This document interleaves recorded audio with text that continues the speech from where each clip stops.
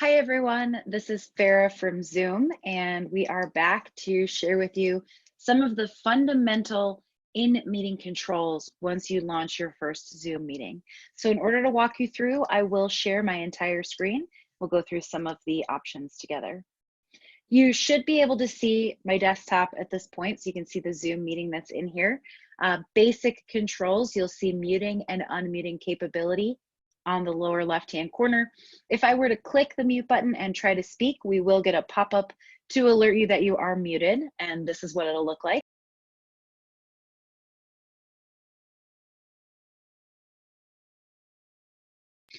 We can also use the up arrow here to select a different headset. So if you join a meeting and you're not hearing anything, you might want to double check and make sure that your AirPods or your headset is connected and configured in here.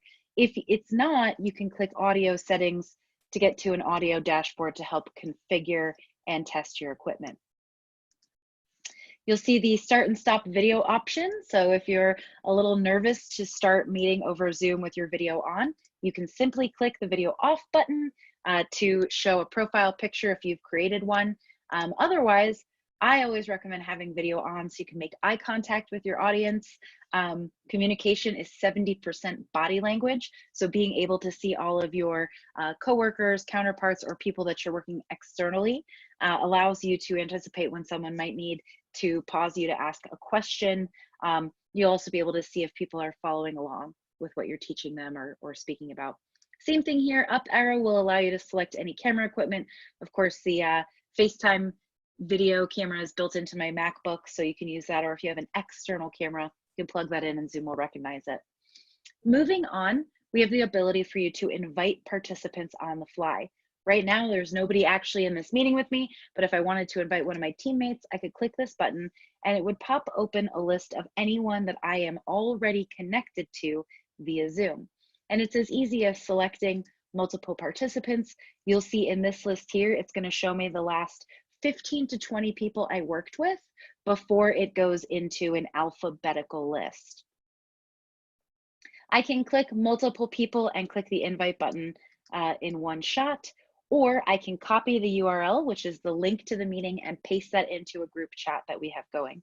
You'll see across the top as well, you'll always have an option to email. If you're on our free version of Zoom, you probably won't see room systems, Zoom rooms, or phone, but you will always be able to send an email invitation out through your default email, whether it's Outlook or Gmail.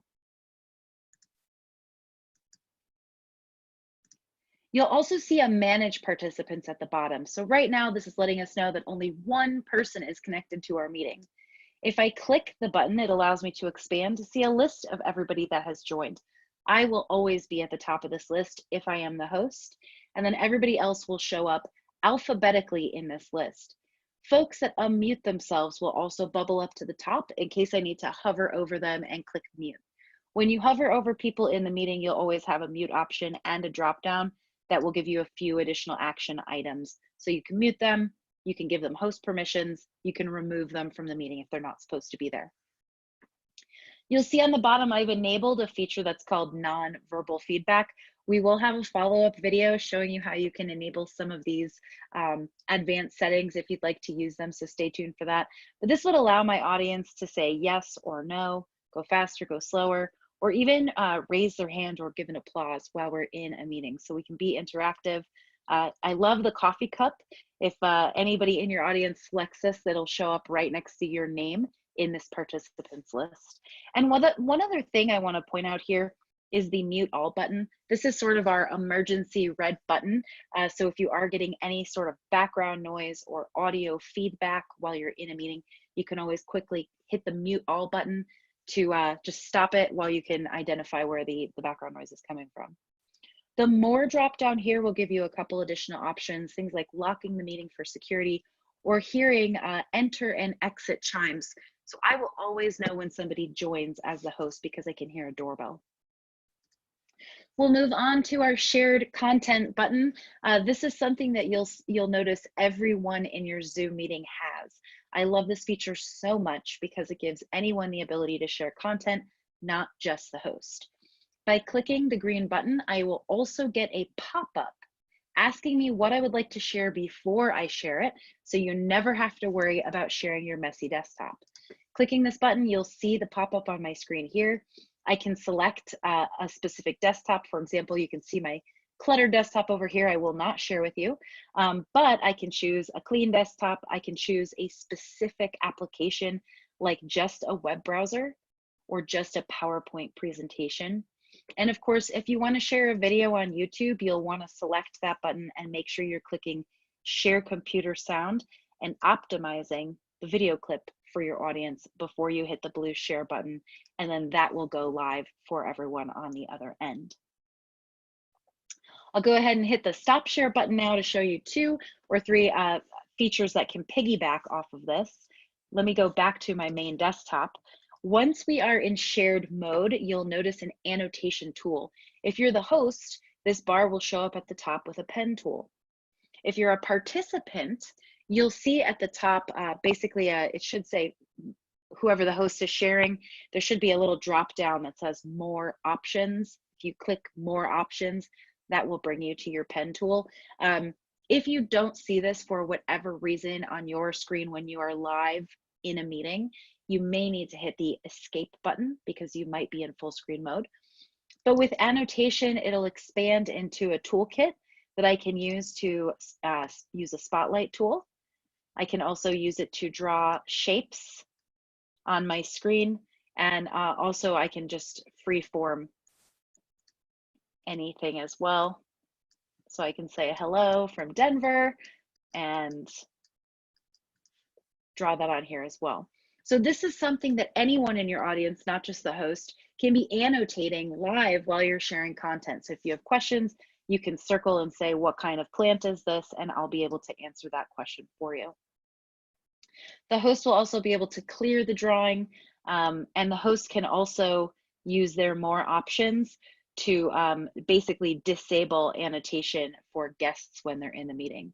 You'll see disable attendee annotation. You can also see who's drawing on your screen, which is a pretty cool feature. Now, if you want to restrict others in the audience from sharing their content and make it host only, you can simply leverage the up arrow, which is right here at the bottom of my screen. You'll see this up arrow lets me go into advanced sharing, and this pop-up will allow me to make it a host only share. So this will restrict users from sharing anything out of turn that might be distracting. I'm going to go ahead and put this back onto all participants while we move to the next feature, which is in meeting chat. So if you're in a meeting and you want to chat with everyone, you can click this chat button here. You'll get a little pop-out window, and I can say hello to the audience. I can post a link to zoom.us or even to our support page. And if I want to, if there were other folks joining in this meeting, where it says everyone would be a drop down where I could simply select one other person to privately chat with. Love this feature a lot. Highly recommend testing it before you go into a live meeting, testing it with your friends or colleagues. And you'll see here that I can also merge this to my meeting window by using the triple ellipses here. And so I can have a dashboard on the right-hand side, letting me control my audience as well as chat with them at the same time.